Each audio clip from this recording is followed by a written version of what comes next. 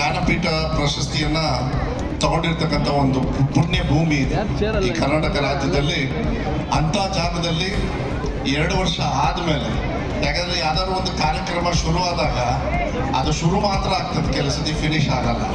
ಅದೇನಾದ್ರು finish ಆಗ್ಬೇಕಂದ್ರೆ ಅದನ್ನ ನಮ್ಮ ನಂಜೇಗೌಡರಂಥವ್ರು ಇದ್ದಾಗ, ಓಸಾಟ್ ಅಂತವ್ರು ಇದ್ದಾಗ ಇದಾಗುತ್ತೆ ಅನ್ನೋದಕ್ಕೆ ಒಂದು ಉದಾಹರಣೆ ನಾನು ಹೇಳಲಿಕ್ಕೆ ಇಷ್ಟಪಡ್ತೀನಿ. ಯಾಕೆಂದ್ರೆ 2023 6ನೇ ತಾರೀಕು 6ನೇ ತಿಂಗಳಿಗೆ ಇಲ್ಲಿ ಬಂದು ನಾವು ನಿಮ್ಮನ್ನೆಲ್ಲರನ್ನು ಉದ್ದೇಶಿಸಿ ಮಾತಾಡಿಸಿ ಅವಾಗಲೂ ಕೂಡ ಮಾತು ಹೇಳಿ ಬಂದಿದ್ವಿ, ಇಲ್ಲ ಉದ್ಘಾಟನೆಗೆ ನಾವೇ ಬರ್ತೀವಿ ಅಂತ ಹೇಳಿ. ಇದಕ್ಕೆ ಸಹಕರಿಸಿರ್ತಕ್ಕಂಥ ಓಸಾಟ್ ಅವರಿಗೆ ನಾನು ವಿಶೇಷವಾಗಿರ್ತಕ್ಕಂಥ ಗೌರವವನ್ನು ನಾನು ಈ ಸಂದರ್ಭದಲ್ಲಿ ನಾನು ಹೇಳಲಿಕ್ಕೆ ಇಷ್ಟಪಡ್ತೀನಿ. ಮಕ್ಕಳ ಒಂದು ಸತಿ ಚೆನ್ನಾಗಿ ಜೋರಾಗಿ ಚಪ್ಪಾಳೆ ಹೊಡೀರಿ. ಯಾಕೆ ಅಂತ ಆಮೇಲೆ ಹೇಳಿ ಸಾಧ್ಯ ಇಲ್ಲ.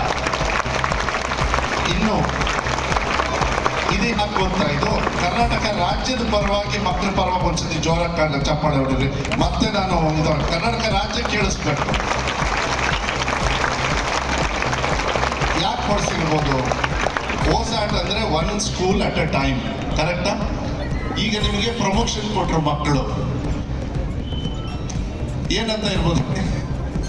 MST ಅಂತ ಅಂದ್ರೆ many school at A time ಅಂತ ಹೇಳಿ. ಒಂದು ಸಾಲದಿಲ್ಲ. From now onwards you have got promotion because of their clapping.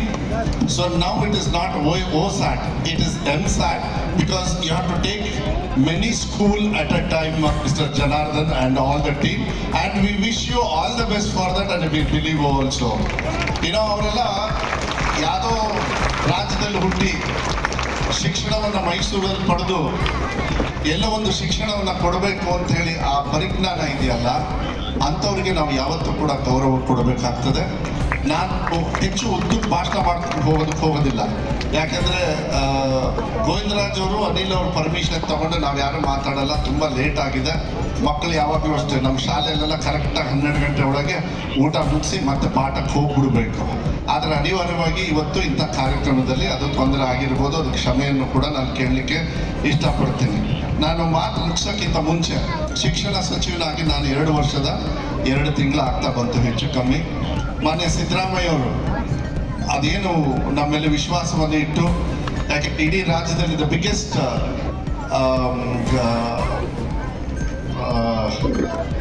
ministry in our government, which holds about 38 to 40% of government staff, is my department, and highest problems also are there, but ಒಂದು I have maintained, I have managed, and it is over a period of time. It is not for which has been developed today, and with all your help and your team like this, you know, a lot of other people also are helping.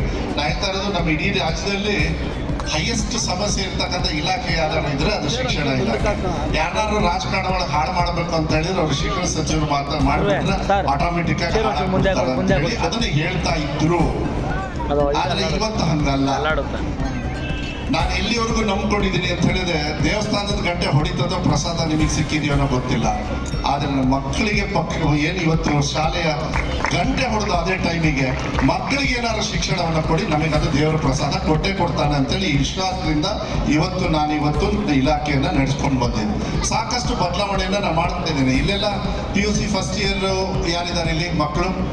First year PUC ಅವರು 10ನೇ class ಮೊನ್ನೆ exam ಎಲ್ಲ pass ಮಾಡ್ಕೊಂಡು ಬಂದ್ರಿ, ಹೌದಾ? Correct. ಕೆಲವರೆಲ್ಲ second ಅಟೆಂಪ್ಟಲ್ಲೂ ಮಾಡಿರ್ಬೋದು, ಹೌದಾ? ಸ್ವಲ್ಪ ಇದ್ದಾರೆ ಯಾರೋ ಒಂದಿಷ್ಟು ಜನ. ನಾನು ಏನಾದ್ರು ಇಲ್ಲ ಅಂದಿದ್ರೆ, ನಂಜೇಗೌಡ್ರೆ 2ನೇ ಎಕ್ಸಾಮ್ ಮಾಡಲೇ ಇಲ್ಲ ಅಂದಿದ್ರೆ SR ಅಂತಾನೆ ಇರಲಿಲ್ಲ. ಅವ್ರು ಫೇಲ್ ಆಗಿ 10ನೇ ಕ್ಲಾಸಲ್ಲಿರೋರು. ನಮ್ಮ ಮಕ್ಕಳು ಫೇಲ್ ಆಗಬಾರ್ದು. ಇವತ್ತೇನಾದ್ರು ನಮ್ಮ ಮಕ್ಕಳು ಫೇಲ್ ಆದರೆ ಕಾರಣ ಕಲಿತರು ಯಾರು ಅಂತ ಹೇಳಿದರೆ ತಂದೆ ತಾಯಿಯವರಿಂದ ಹಿಡಿದು ಈ ಸಚಿವನು ಕೂಡ ಅಂತಕ್ಕಂಥದ್ದು ನಾನು ಹೇಳಲಿಕ್ಕೆ ಇಷ್ಟಪಡ್ತೀನಿ. ಯಾಕೆಂದರೆ ಯಾವತ್ತೂ ಮಕ್ಕಳು ತಪ್ಪು ಮಾಡೋದಿಲ್ಲ, ನಮ್ಮ ವ್ಯವಸ್ಥೆಯಲ್ಲಿ ತಪ್ಪಾಗ್ತದೆ. ಅದಕ್ಕೆ ಇಂಥವ್ರ